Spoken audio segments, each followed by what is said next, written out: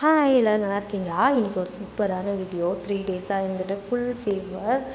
அதுக்குள்ளே வந்துட்டு சேனல் வந்துட்டு கொஞ்சம் இதாச்சு, அந்த மாதிரி நிறைய வேலை இருந்துச்சு, ரெக்கவர் அந்த மாதிரிலாம் இருந்துச்சு.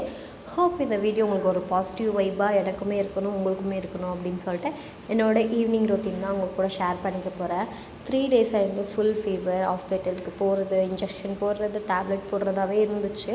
3 டேஸாக இருந்துட்டு ஹோட்டல் சாப்பாடு சாப்பிட்டு சாப்பிட்டு நாக்கு செத்துடுச்சு. அதனால் வந்துட்டு ஓகே வீட்டில் வந்துட்டு இன்னைக்கு சமைக்கலாம் அப்படின்னு சொல்லி மந்த் எண்டு அப்படிங்கிறதுனால வந்துட்டு தம்பிக்கும் நெக்ஸ்ட் வீக் வந்துட்டு ஸ்கூல் ஓப்பன். அதனால் வந்துட்டு கொஞ்சம் க்ராசரிஸ் எல்லாம் வாங்க வேண்டியது இருந்தது.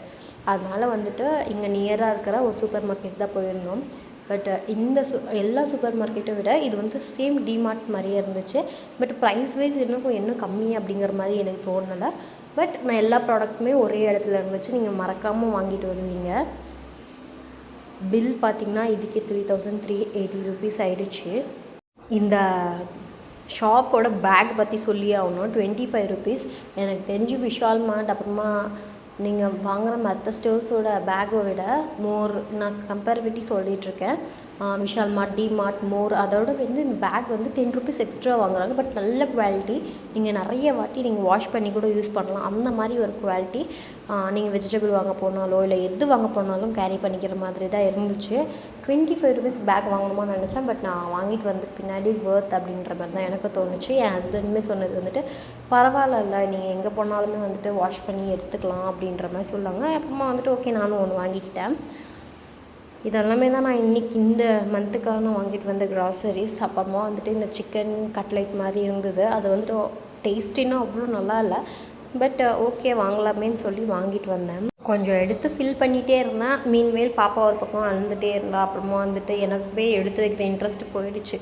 அதுக்கப்புறமா வந்துட்டு சரி ஒரு டீ குடிச்சிட்டு ஏதாவது ஸ்நாக்ஸ் செஞ்சு சாப்பிட்டுட்டு அதுக்கப்புறமா வந்துட்டு கண்டினியூ பண்ணலாம் அப்படின்னு சொல்லி டீயும் அந்த சிக்கன் நக்கட்ஸும் தான் போட்டிருந்தேன். பட் நான் எக்ஸ்பெக்ட் பண்ணாலும் டேஸ்ட் இல்லை. மேபி அந்த டேஸ்ட் அப்படி தான் இருக்குமா அப்படிங்கிறதும் எனக்கு தெரியல.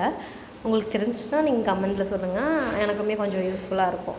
எனக்கு என்ன தெரியல, அந்த டேஸ்ட்டே பிடிக்கல. ஒரு மாதிரி கொஞ்சம் கசப்படிக்கிற மாதிரி இருந்தது. பட் எக்ஸ்பைரி டேட்டெல்லாம் கரெக்டாக தான் இருந்துச்சு. மேபி அது ஏன் அப்படிங்கிறது எனக்கு தெரியல. ஒரு ஜிஞ்சரும் அப்புறமா வந்துட்டு கார்லிக்கோட ஃப்ளேவர் வந்து ஹெவியாக இருந்த மாதிரி ஃபீல் ஆச்சு. அதுக்கப்புறமா வந்துட்டு ஏலக்காய் அதெல்லாமே வந்துட்டு அந்தந்த பாக்ஸில் போட்டு எடுத்து வச்சுட்ருந்தேன். உங்களுக்கு எல்லாருக்குமே மோஸ்ட்டாக தெரிஞ்சிருக்கும். நான் கண்ணாடி ஜார் தான் யூஸ் பண்ணிகிட்ருக்கேன். க்ராசரிஸ் காலி ஆக ஆக எனக்கு வந்துட்டு கிளியராக தெரிஞ்சிடும் இதுதான் காலி ஆகுது அப்படின்னு சொல்லிட்டு அப்படியே நோட் பண்ணி வச்சுட்டே இருப்பேன். அதுக்கப்புறமா நான் கடைக்கு போகும்போது அதை பார்த்து வாங்கிட்டு வந்துடுவேன். ஏன் நான் வந்துட்டு ஏலக்காய் வந்துட்டு அவ்வளோ சின்சியராக பார்த்துட்டு இருந்தேன்னா அது வந்துட்டு 125 ருபீஸ் இருந்துச்சு.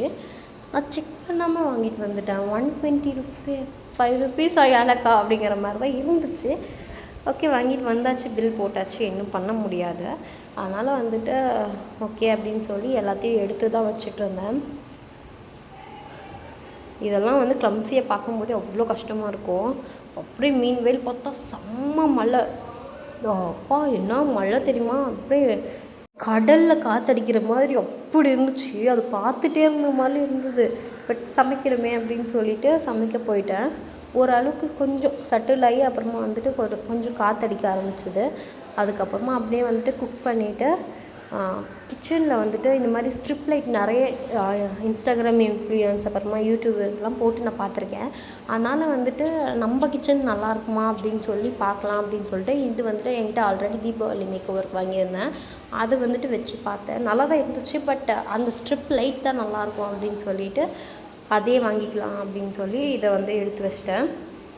சும்மா அது வந்துட்டு நல்லா இருக்கா அப்படின்னு பார்க்கலாம் அப்படிங்கிறதுனால எடுத்து வச்சேன். பட் நல்லா தான் இருக்குது. பட் ஸ்ட்ரிப் லைட் அப்படின்னா இன்னுமே நல்லாயிருக்கும் அப்படின்னு சொல்லி இது பண்ணியாச்சு.